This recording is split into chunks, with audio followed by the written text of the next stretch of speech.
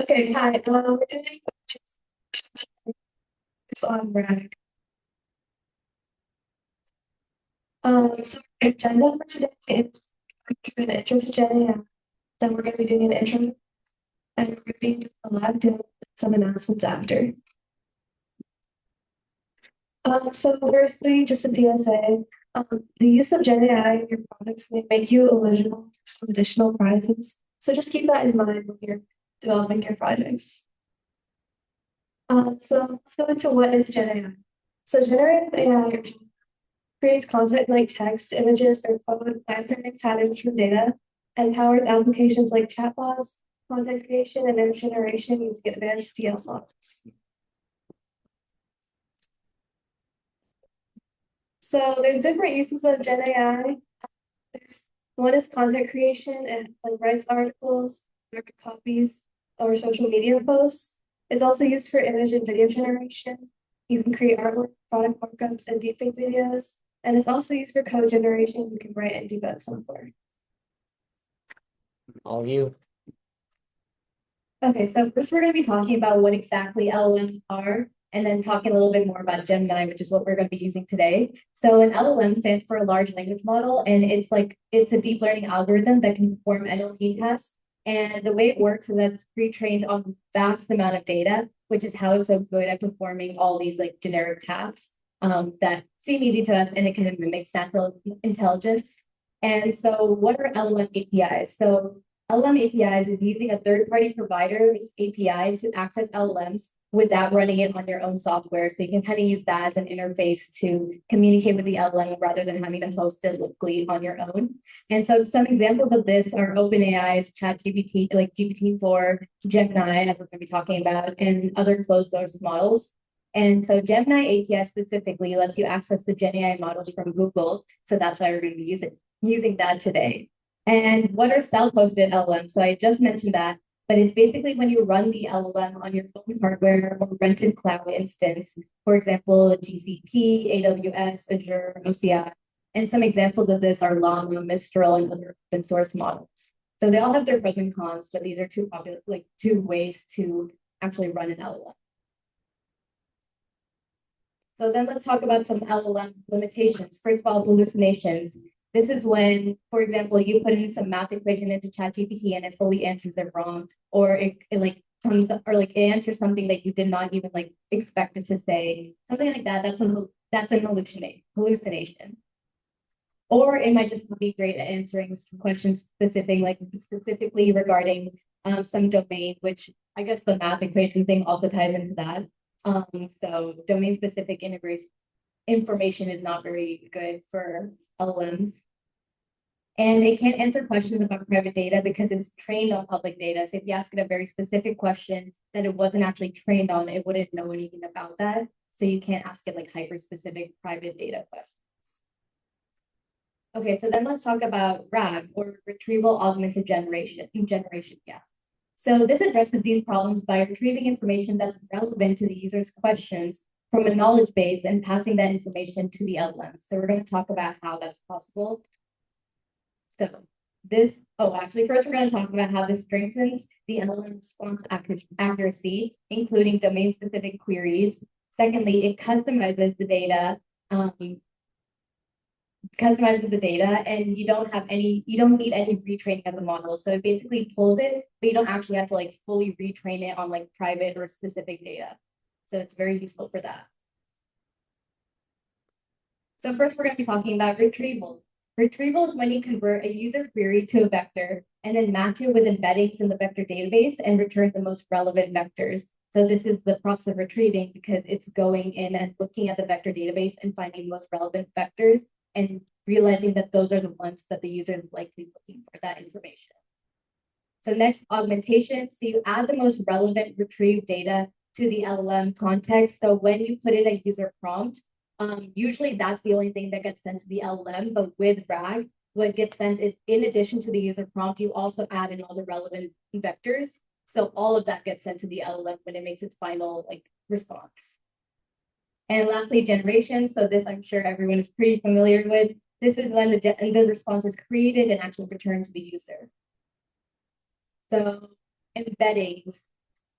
So if you were wondering how exactly your text gets converted to something a computer can understand, this is the way it does it. Embeddings, it basically refers to making vector representations, or in other words, numerical formats of words, phrases, text, image, audio, video, whatever type of data. And it's generated by language models. So this captures the semantics and important features of the data. So give it some text when it does the vector embedding, it still maintains all the important features, but it's in numerical format. And basically, semantically similar entities will be mapped closer to each other in the vector space. So when you are trying to compare, like let's say you give a user prompt about something specific, and you need to look it up in the vector database, because everything that's similar is mapped closer to each other. It's very useful for comparisons and finding out which ones are the relevant information in the vector database. An example of this is cosine similarity. And since each embedding can't capture too much information, we need to chunk the data into smaller pieces. So now let's talk about embedding models. So these are algorithms designed to learn and generate embeddings for a piece of information. And if you're curious to know which embedding model you might want to use, you should go to Hugging Face top, like they list out all the top embedding models, and they like tested on a bunch of different variables that you can look into. But it's a great way to find out which ones are actually doing well, rather than just like defaulting to what's popular. Like for example, something that OpenAI created. Hugging Face will give you the more specific best top embedding models. Okay, then let's talk about vector databases. I've mentioned this a lot, and a vector database is essentially a specialized database designed to store, index, and query vector data. And these are often optimized for high dimensional data because, well, obviously these vectors can get very large. And Chroma is a popular open source vector database. And in Chroma, it saves the embeddings along with the metadata, and it works very well with LangChain, which is what we're going to use today, which is why we're bringing it up right now. It's also very easy to set up, so that shouldn't be too much of a problem. So then let's talk about LLM orchestration frameworks, and LangChain is actually an example of this. LLM orchestration helps prompt chain manage and monitor LLM applications. So orchestration frameworks simplify complex tasks. For example, they do prompt chaining, they help you interface with the API, they fetch contextual data from vector databases, and they help manage the memory along multiple instances of the LLM. So rather than you having to do all of that yourself, the LLM orchestration framework will actually handle a lot of that. And so then let's talk about LangChain, which is the example of the one that we're going to be using today. LangChain is a very popular LLM orchestration framework, and it allows for the retraining of LLMs for domain-specific applications without retraining or fine-tuning. So as we talked about, it can kind of integrate RAG along with your LLM, so it can make domain-specific applications, and you don't actually have to do anything to the LLM itself. So the way it works is it creates chains, which are a series of automated actions from the user's query to the model's output. And these chains are made up of links, which are the actions that developers bring together into these chains. So these are just some of the examples that, like some of the things that are included in LangChain. For example, for the model IO, you give it a prompt, it has the LLM integrated with it as well. For retrieval, you have the document loaders, the retrievers, embedding models, all we talked about embedding models, retrievers. The rest of the stuff is not very relevant right now. And then we talked about chains, and agents are kind of like pre-built almost chains that they made, like specialized tools that can do some of these things, and they've pre-made them for you. Like so they're very popular and like things that often need to be done by LLM orchestration frameworks. So those are some agents that are available for you. Okay, so putting it all together. So first we talked about the knowledge base. So that goes through an embedding model so that when you give it some information, for example, you want to give it some context about what your company does, you're a small business. So you give it all your information, like your mission statement, maybe some information about your like marketing tools, any other information that you want someone to know about. And you put in this embedding model to make vectors out of that can actually be interpreted by the LLM. And then you're a user who's trying to understand something more about this small business, and you're trying to use this chatbot. So you give it your query, and that also goes through an embedding model because the LLM won't just understand your string, like your input. It needs to actually understand it in numerical formats. That also gets embedded, and it goes to the vector database, finds the relevant information out of the knowledge base that the business owner or whoever was managing this gave to the LLM or the vector database. So it looks through that, finds the relevant information, and then sends that along with the original query to the LLM, which then generates a response.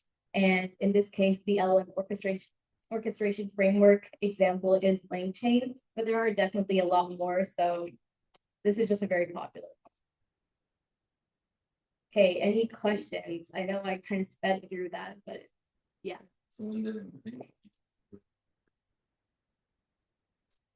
I think they get chunked in specific ways. Do you know more about the chunking? Like how it's You can, usually it's like if you have a text document, usually it's like you can do it like a sentence or something. You're usually not gonna do like a one word because you still want to capture like enough words within each chunk so that you can still like maintain the semantic meaning. But usually it's not gonna be like a whole document because that would be too much information for to be captured in vector. So how do you? So we're gonna show you that in the demo, but like you're just gonna take a document and then you're gonna use some kind of text splitter to split it up into like sentences or something like that. And then embed each sentence into a vector.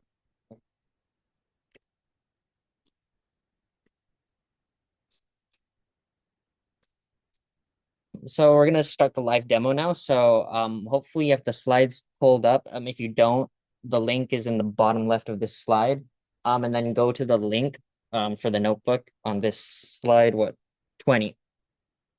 And then make sure to open the notebook with your personal Google account and not your school one because for some reason the school doesn't allow you to use some AI features. So actually, I guess it's not for some reason. I guess it's obvious. But yeah, we'll give you like a couple minutes, like until 7:24 to pull up the notebook. By the way, if you guys want, you can come down. We can give you more help because it'll be closer. And also it'll be easier to hear Sebastian.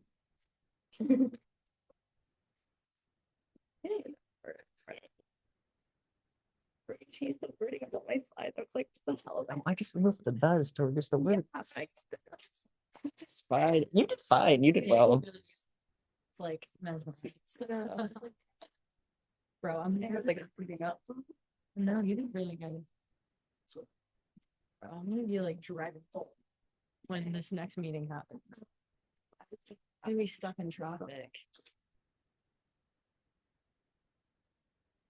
I have to go pick up all the way too. Oh, it started like 15 minutes ago.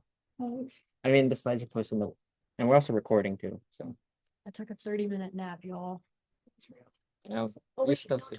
Mike, because it's not gonna pick it up on the thingy. Oh, also we should probably. Huh? We should. Middle turn if it's more. It's okay, just. Oh yeah, that's Okay, easy. what you said into the mic. Like What's that? beginning, Beginning. what I told someone else, whatever you said, just. It's already caught. Wait, we stopped the recording. What are you talking Is the mic the only way that the audio gets? Basically, I was just saying, you know, all this like chatter we've had in the Yeah. background. Basically, when you do the finalize where you need to cut all of that. I can do it if you don't want about? to do it. Good. Actually, no, just Wait, send it to me. Just do it. It's really quick. You're really gonna send it to me. Okay, send it to you. You can do it. Ready. I can do it. Okay, we'll give them one more minute to pull the note. Does everyone have it up? Like raise your hand if you don't have it up. Oh, Yeah. You guys have? Okay, cool. Yeah, I'm like still. everyone has it up? Great. Frick.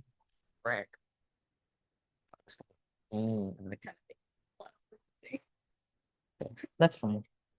Okay. Okay. Okay, great. Okay, so in this notebook, we're gonna make like a question answering, like kind of like chatbot system, I guess. And we're gonna be using the tools that we talked about in the presentation. So, LangChain for the orchestration framework, Chroma for the vector database, and then of course Gemini's APIs for both the LLM and the embedding model.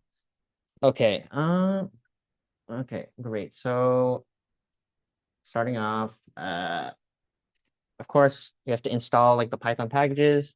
So in this case, you guys should all have this, but you're just gonna run pip install for a bunch of packages. So like LangChain's packages, LangChain's integration with Google's like GenAI and ChromaDB, and then yeah, more LangChain stuff. So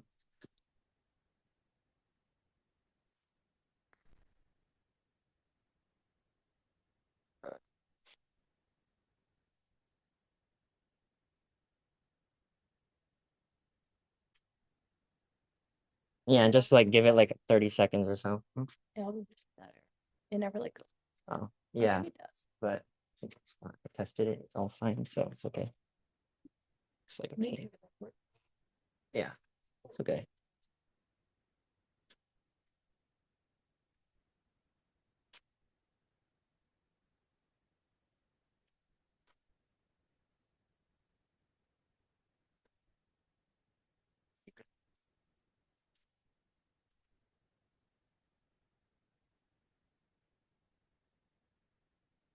Any questions, like raise your hand and then one of us will come around and help you guys. Okay, great. So then moving on, here are like a bunch of imports. So like some of this stuff is like LangChain stuff that we're gonna use. This is like Chroma.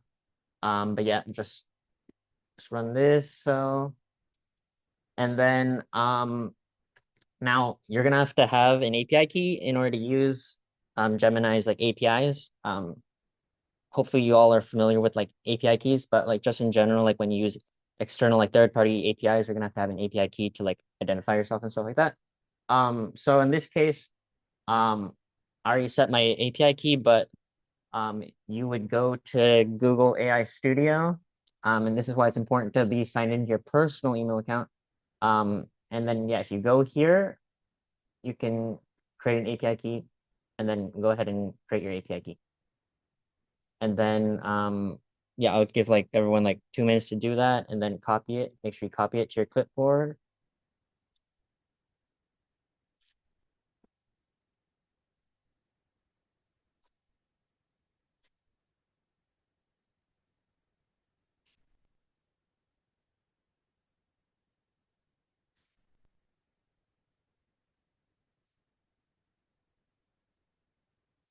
Okay, and then Wait, yeah, did everyone get that? Like raise your hand if you don't have to yet. It does take a second. so yeah, inside secrets. I don't have anything. Yeah, good. Yeah, inside secrets.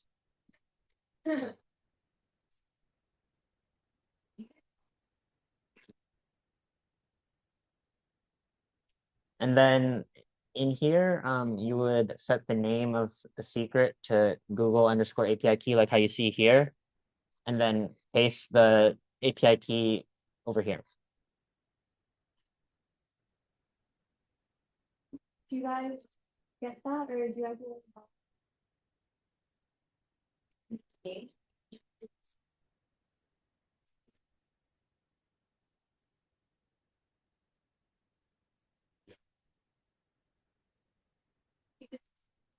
Yeah, I didn't know until I listened to it.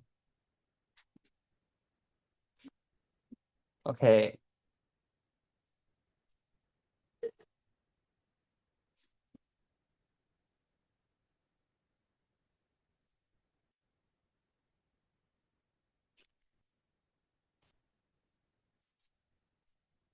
Okay.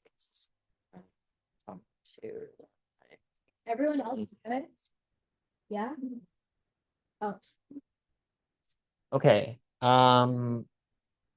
So by now you should have set your API key in the secrets in Colab and then just run the cell.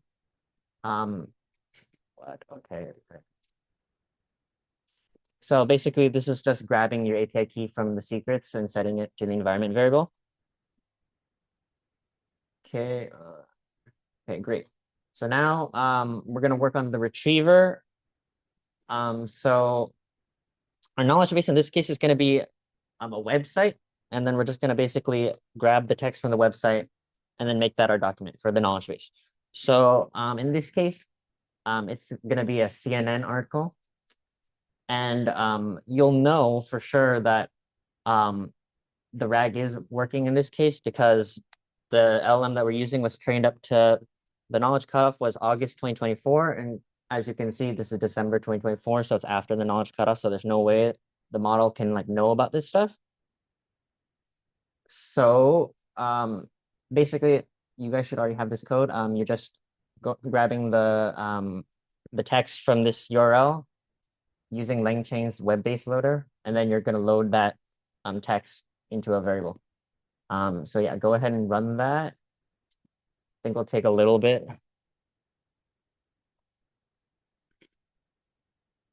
And does anyone have any questions about what's happening or clarifications?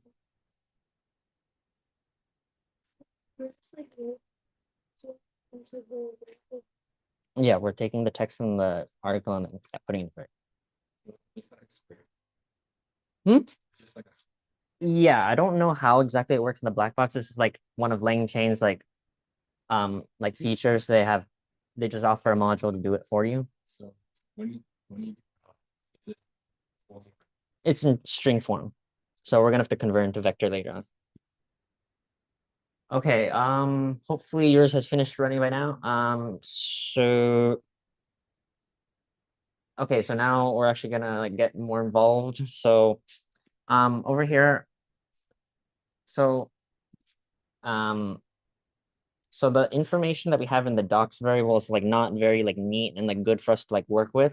So we have to get the text from that. So let's work on that right now. So we're just gonna create a variable. I should get rid of that.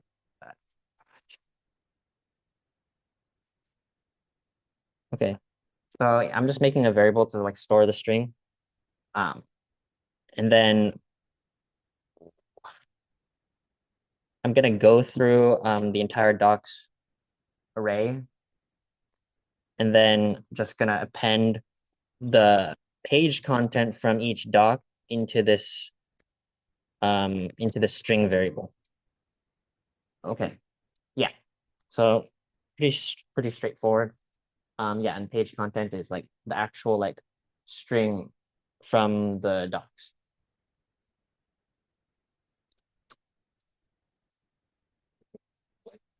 is that first verb? Since docs is an array, it's going through like each element of the array. So they're all You don't know how they loaded it. So then after that, we're going to use something that LangChain offers, one of the text splitters called character text splitter. And we're going to use this to split the document into smaller chunks so that we can embed each smaller chunk as an individual vector. Just instantiate the character text splitter. You can pass in a bunch of parameters. So in this case, I think the important ones to note are like the separator. You can like customize this to whatever like character you want to like split the chunks by. So in this case, we do like period because like, you know, for like every sentence, for example. Another important parameter is like the chunk size. So in this case, it's chunk size set to 1000. So 1000 characters is like, should be like the maximum length of each chunk. And you can definitely play around with this because like, you know, bigger chunk sizes, like that means like you less vectors. So that may mean faster performance, but it's also a drawback because you might be embedding too much information that can't be captured in a vector. Yes, so then moving on, we're going to just use the text splitter and then just a simple call the split text function, and then pass in the string of text that we have. And then that should give us all the split like chunks that are strings. And then after that, we have to convert the string for each chunk into LangChain's like document format. So that way we can't just embed a straight up like string in LangChain. So we have to convert it into their document object. So let's do that. So I'm just gonna create an array, and the array is gonna contain the array is gonna contain all the document objects. And then go through go through the array of all the strings that we just got, the docs strings, and then append each, like, we're going to convert each string into the document object. So the page content is like the actual like string. So the page content would be set to the doc string. And then vectors, they usually like have some metadata attached to them in the vector database, which can like help you with like searching the vector database. But in this case, we don't need to worry about it. But let's just set it anyways, but we don't need to worry about this. So in this case, it follows a dictionary, like kind of like structure. So, but yeah. Okay, great. Yeah, so we just converted all of the text strings into LangChain's like document format so that we can embed each document, which is a string, into vectors. And then yeah, we just print the docs to embed so that you can see what it looks like. Okay, hopefully. Okay, great. Oh, okay, well. Yeah, so don't worry too much about the warnings, but at the bottom line, you can see that it created document objects, and then you can scroll a lot, but you can check for yourself, but there are a lot of documents that are created, so that means like several chunks.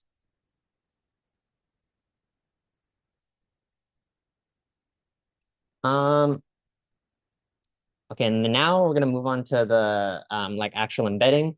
So we're gonna use like one of LangChain's like integrations with Google's GenAI called Google Generative AI embeddings. Next time I see you. Okay. And so we're basically going to use this wrapper and choose our model for the embeddings. So in this case, it's going to be one of Gemini's models called embedding 001. And yeah, we're using the LangChain wrapper, and then we're just going to call that Gemini embeddings. So just run the cell, and then now we are going to embed all the vectors into the vector store. So basically for now, this is just going to be saved to the disk. So like saved, like a local file. So let's do that.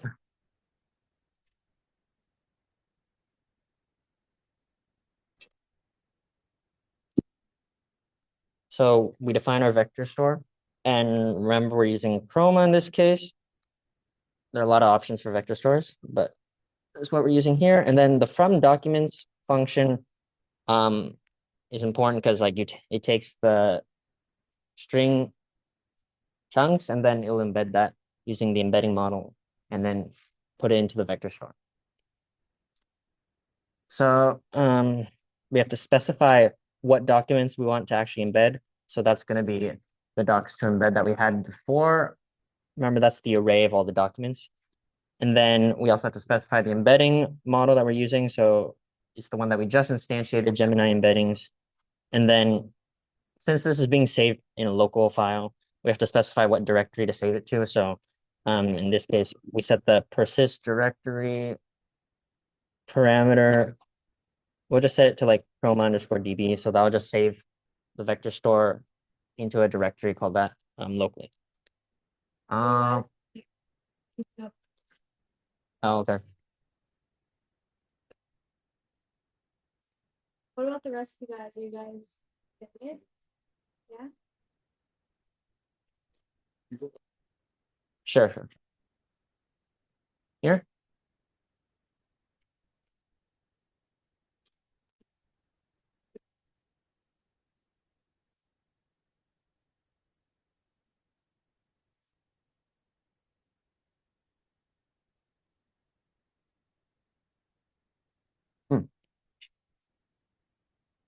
Hmm. Yeah. I think.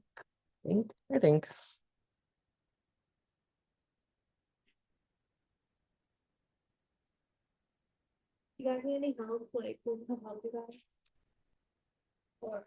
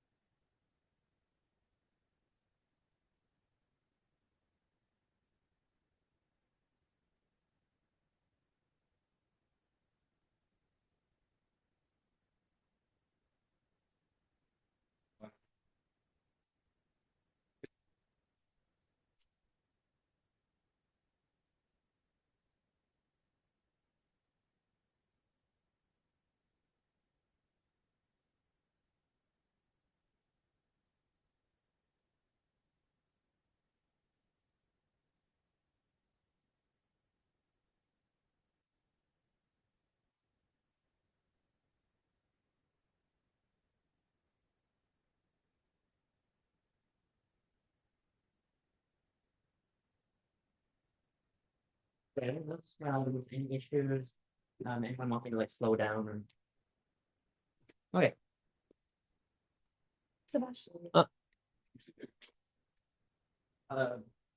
Warnings for yeah, you can ignore that. That's just because like what happened, yeah, it's just like it encountered like a string that was like, for example, this length, and there wasn't a period inside of it, so it couldn't split it, but like it's gonna work fine, don't worry. Okay. Um great. So then let's see, where are we? Okay.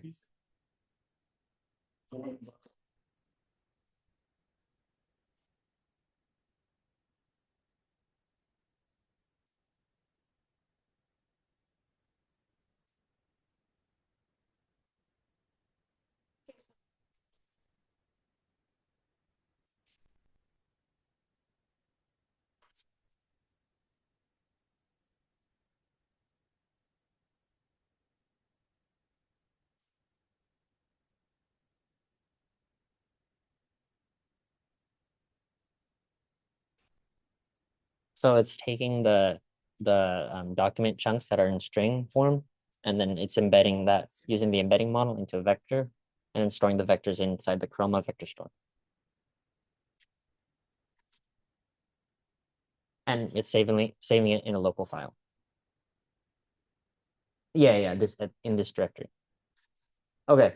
So I think we're here. So since we're saving the file like for the vector store locally, we have to load it from the disk so that we can work with it. So chroma instance and then go to the same directory that we saved it to. And then we have to specify the embedding model, so Gemini embeddings. And then now we have to create the retriever interface so that we can actually retrieve the most relevant embeddings from the vector store. So let's do that. Okay, so it's just gonna be simple one line. LangChain does a lot for us here. So we're just gonna set the the retriever to the vector store. This vector store right here. And then we're just gonna use the function that LangChain offers just as retriever. And that's just gonna use it just means we're using the vector store as a retriever. So it'll do the like similarity search to find the most relevant vectors for us.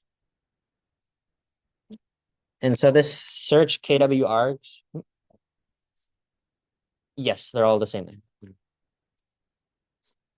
Yeah, so yeah, even though they're different lengths of word, they're all like the same like dimension.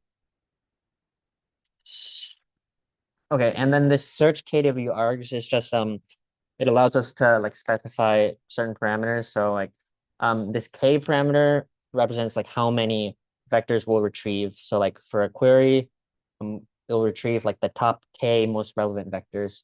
So in this case, we're gonna set it to like 3, but like obviously you can change it to whatever you want, and like it obviously affects the performance and stuff like that. But yeah, this just means that we're gonna retrieve the top 3 most relevant chunks from the vector store. Great, and yeah, okay, that's that. So yeah, just simple one line. LangChain does a lot for us here. And then yeah, this is just like testing to make sure that your retriever works properly. So like, for example, if you're like if your like query vector was like, the string MMLU, it'll like retrieve the most relevant vectors to MMLU. And then we're just looking at the length. You just want to make sure that it's like the length is greater than 0. That means it's actually retrieving something. So yeah, run that. Oh, okay, there's some issue. Okay.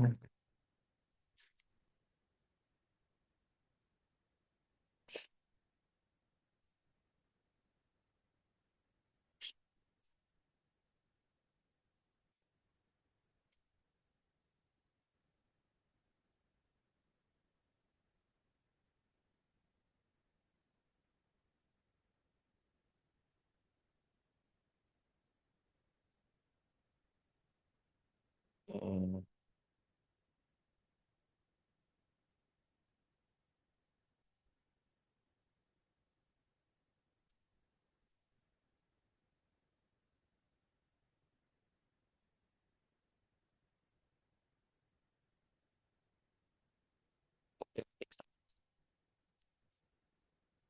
no, I just disconnect. Yeah.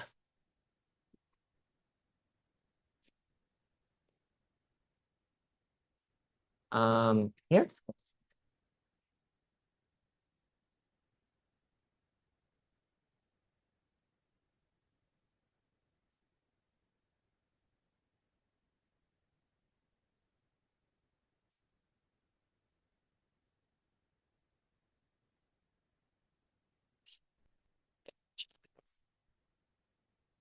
Text.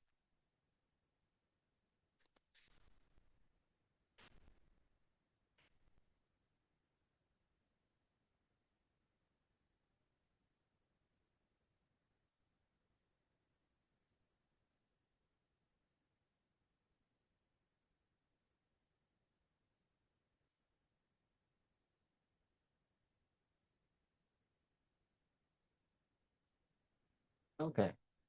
Why is it? Okay, great. That works. Okay, great. So, you should get 3. It makes sense because like there are more than 3 like vectors in our vector database. So you're guaranteed to get 3, um, 3 vectors that are most relevant. And since we set the k equal to 3. So if you're not getting 3 and you're getting 0, maybe just try like disconnecting your runtime and then restart the entire notebook like how I just did. Okay. So then moving on. So now we'll get to the generator step. So this is the actual like where you give the LLM the most relevant information and then the LLM will generate the response. So similar to how we like did the like instantiation for the embedding model, we have to instantiate the LLM. So we're using this chat Google generative AI package, another LangChain integration with Google. And we're just going to use that to instantiate our model. So in this case, we're going to use Gemini 2.0 Flash, and then use the wrapper. And this model does like it, like if you use it a lot, it costs money, but if you stay within the rate limits, which is like 15 requests every hour, then it's like free. And that's like more than enough for us, I think. So, yeah, and then that's just gonna be our LLM. So, okay, I'll just it is. Is that Yes. Okay. It's okay. Um, well, my Wi-Fi is fine. I mean, that's fine. Yeah, to save. Okay, and then moving on. So now we have to actually like prompt the model. So, give the LM a prompt. So we're gonna use LangChain's like prompt template, which like helps us so that we don't have to like prompt the model ourselves. So yeah, here's just the template that like we have. It's an assistant for question answering tasks, and then we tell it to use the context, be honest if it doesn't know the answer, be concise. And I guess the important part here is like we give the model the question, of course, and then we also pass in the context. And so the context is like the most relevant embeddings that we got from the vector database. And then here we use LangChain's prompt template to use the template and then give it the prompt template that we just created. And then that's going to be our prompt. So nice and simple.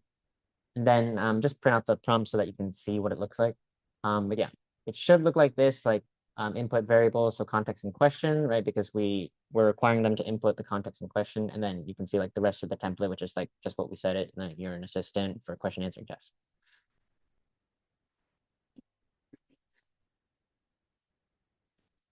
That's fine. Yeah. Is Serby? Oh, she's over there. Yes. Okay, yeah, I think we're fine. Yeah, we're fine. 100%. Probably. I don't think we don't need it. It's fine. Am I going too fast for anyone and want me to go back? All good? Okay. Yeah, so yeah, this is just a function to what this will do is just like take the retrieved information from the vector store and just like format it in a nice way for the LLM so that it's not like messy and stuff like that. So yeah, don't need to worry too much about that. And then so we have to create the chain using like LangChain's expression language. So like this is like chaining together all the different like components to make the entire pipeline. So it's pretty simpler than like you might think. So we define our chain and so you start off with the input variables into the prompt. So that was like the context in question. So give it the context, and this is just like a dictionary form. And the context is going to be supplied by the retriever, right? Because that's going to retrieve the most relevant chunks. And then you pipe that to the format docs function to format the information in a nice way. And then you also have to supply the question, obviously the prompt. And you use this thing called runnable pass-through, which will just grab the question that the user inputted and set that to the question here.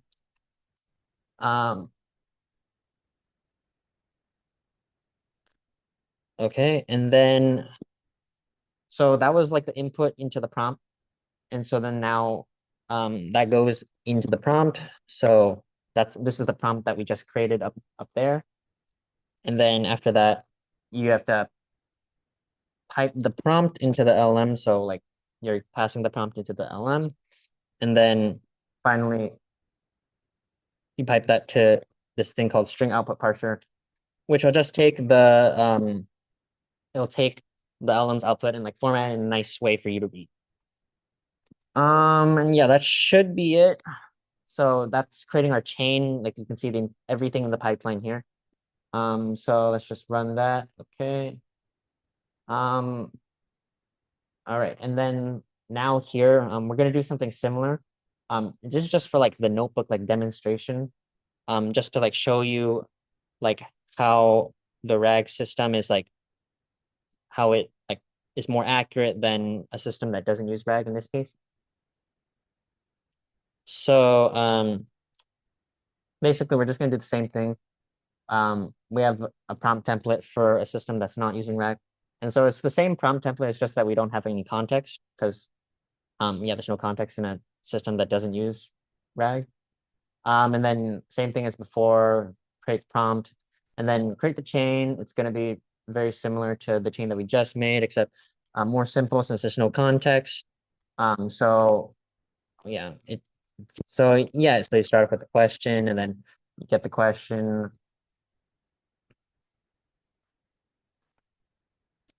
Get the question from the user's input, then pipe the question into the prompt so that you can fill in the prompt.